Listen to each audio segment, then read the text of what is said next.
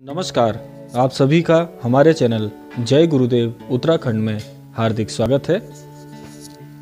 जैसा कि आप सबको विदित है कि हमारे चैनल पर श्रद्धेय श्री नीम करौली बाबा जी की अद्भुत कथाओं की श्रृंखलाओं का संचालन हम कर रहे हैं और उसी श्रृंखला में आज की यह कथा आपके लिए बहुत ही प्रेरणादायक होने वाली है।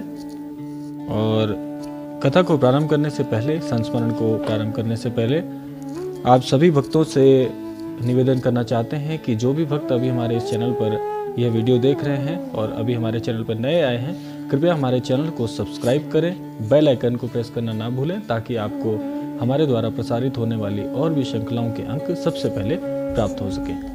तो आइए आपको लेकर चलते हैं आज की अद्भुत कथा की ओर, अद्भुत श्रृंखला के साथ।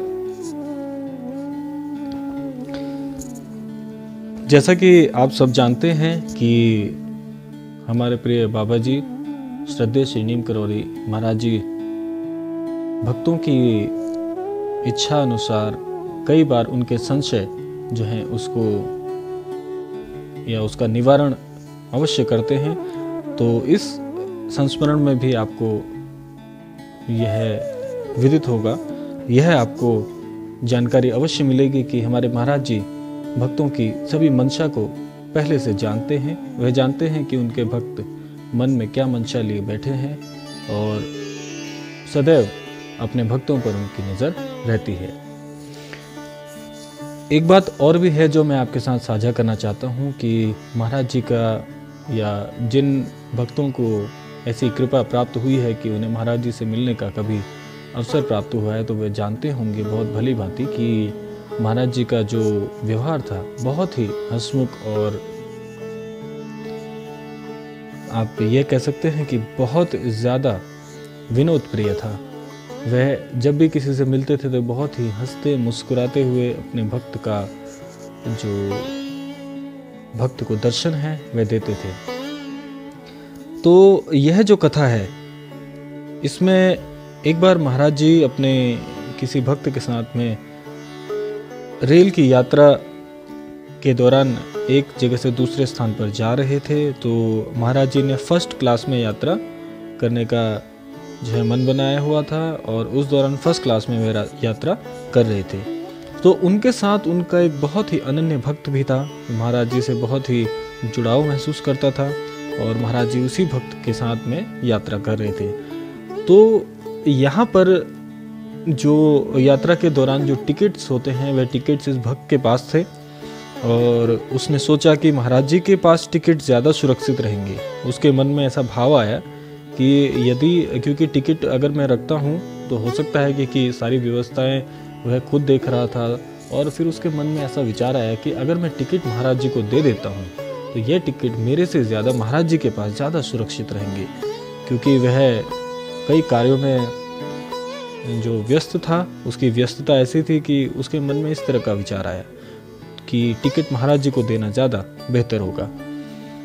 तो उसने जो टिकट थे वो महाराज जी को दे दिए, लेकिन उसके आश्चर्य का ठिकाना तब नहीं रहा। उसे जब टिकट महाराज जी को दिए तो महाराज जी ने टिकट ले लिए, लेकिन महाराज जी ने वो दोनों टिकट जो है जो जिस डिब्बे में महाराज जी यात्रा कर रहे थे वहां से खिड़की से बाहर फेंक दिए। तो यहाँ पर उस भक्त को यह समझ नहीं आया कि महाराज जी ने ऐसा क्यों किया, अगर टिकट नहीं होंगे तो हम यात्रा कैसे कर पाएंगे। तो उसके मन में इस तरह का जो संशय था वह बन गया और वो महाराज जी के इस व्यवहार से बिल्कुल भी मतलब उन्हें समझ नहीं पा रहा था कि महाराज जी ने आखिर ऐसा क्यों किया। तो जब उन्होंने टिकट बाहर फेंक दिए तो भक्त बोला तो कुछ नहीं, क्योंकि हैं तो महाराज जी ही। महाराज जी से अगर वह सवाल करता तो शायद उसके मन में कहीं ना कहीं ये भावना अवश्य रही होगी कि अगर मैं इस तरह सवाल पूछूंगा तो कहीं महाराज जी बुरा ना मान जाएं, या फिर ऐसा ना हो जाए कि महाराज जी को ऐसा लगे कि ये भक्त अपने आप को मतलब उसके मन में इस तरह का व्यवहार आ जाएगा, या फिर वह ये सोचेगा कि अब मैं इस स्थिति में क्या करूं। तो बहुत ही असमंजस की स्थिति यहाँ पर हो गई और वे महाराज जी सवाल भी नहीं कर पाया, लेकिन मन में चिंता का भाव भी उत्पन्न हो गया कि बिना टिकट अगर रेलवे में आप यात्रा करते हैं, रेलवे की अगर आप सेवा का इस्तेमाल कर रहे हैं और आपके पास टिकट नहीं है, तो ये स्थिति बहुत ही चिंताजनक हो सकती है। क्योंकि आप जानते होंगे, आप सभी ने जो है रेलवे में यात्रा की होगी, तो आप सभी जानते होंगे कि अगर टिकट नहीं होते तो वहाँ पर टीटी होते हैं, आपकी टिकट की जांच की जाती है। आपके पास अगर टिकट नहीं होगा तो सज़ा का भी प्रावधान होता है। तो इस तरह के उसके मन में ख्याल आने लग गए, बहुत चिंता हो गई। तो वो सोचने लगा कि अगर टीटी आएगा तो उसे क्या दिखाएंगे, उसके पास कोई जवाब नहीं होगा।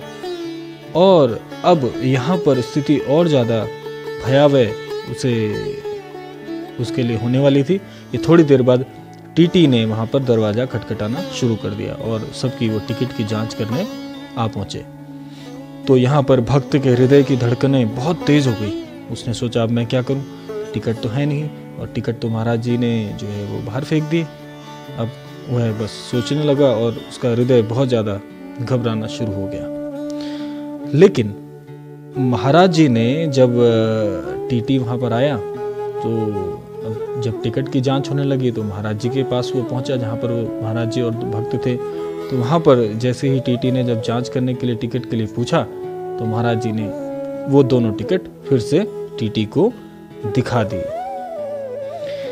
अच्छा, अब यहाँ पर आप देखिए कि जो स्थिति है वह कैसी रही होगी कि यदि आपके पास टिकट हो, उस टिकट को बाहर फेंक दिया जाए और जब टिकट के लिए पूछा जाए तो वह टिकट आ जाए।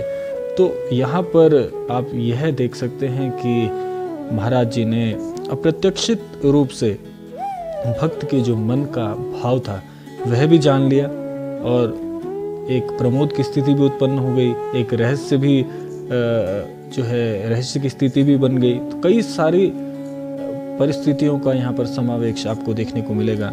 तो यहाँ पर जैसे ही जब महाराज जी ने दोनों टिकट दिखा दिए तो उस भक्त की जान में जान आई और उसका मन सोचने भी लगा कि महाराज जी ने ये कैसे कर दिया। तो हुआ ये कि महाराज जी ने खिड़की से बाहर हाथ निकाला। जब टीटी ने पूछा, टिकट के लिए जब आग्रह किया, तो महाराज जी ने खिड़की के बाहर हाथ निकाला और उनकी मुट्ठी में दोनों वो टिकट थे, एक अपना और एक उस भक्त का। टीटी देखकर वापस चला गया, क्योंकि टीटी तो जानता नहीं था कि यहाँ पर हुआ क्या। टीटी ने टिकट की जांच की और चला गया। उसे टिकट दोनों के ठीक लगे और उनकी जांच होने के बाद टीटी चला गया। महाराज जी ने भक्त की ओर देखते हुए हंसते हुए बोले, अरे तू इसके लिए इतना परेशान हो रहा था।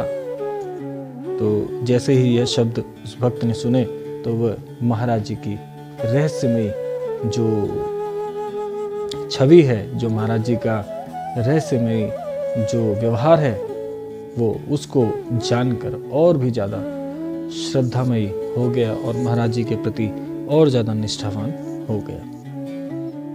तो आज की ये कथा का जो संस्मरण है, उससे मैं आपको अंत में यही बात कहना चाहूँगा कि यदि आप महाराज जी पर अपने सारे जीवन की जो डोर है उसे छोड़ दें और किसी भी परिस्थिति के लिए कभी भी चिंतित ना हो। यदि आप महाराज जी के भक्त हैं, आप उन पर आस्था रखते हैं, अपनी निष्ठा रखते हैं, तो आप हर परिस्थिति में केवल और केवल महाराज जी से आग्रह करिए, महाराज जी को अपनी बातें कहिए, अपने कष्ट को, अपने दुख को महाराज जी से कहिए।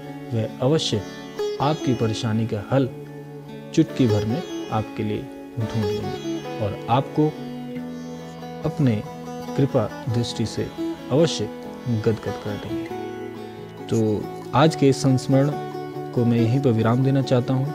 मैं आप सभी से आग्रह करता हूँ कि आप अपनी प्रतिक्रियाएं, आपको ये कथा कैसी लग रही है, कैसी हमारी ये श्रृंखला आप अनुभव कर रहे हैं, कृपया कमेंट बॉक्स में अवश्य बताइए।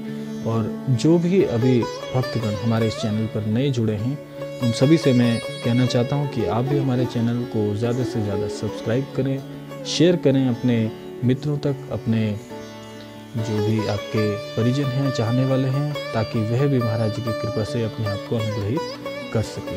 तो आज के लिए इतना ही। मिलते हैं आपसे अगली श्रृंखला में। तब तक के लिए जय गुरुदेव, जय श्री राम, जय उत्तराखंड।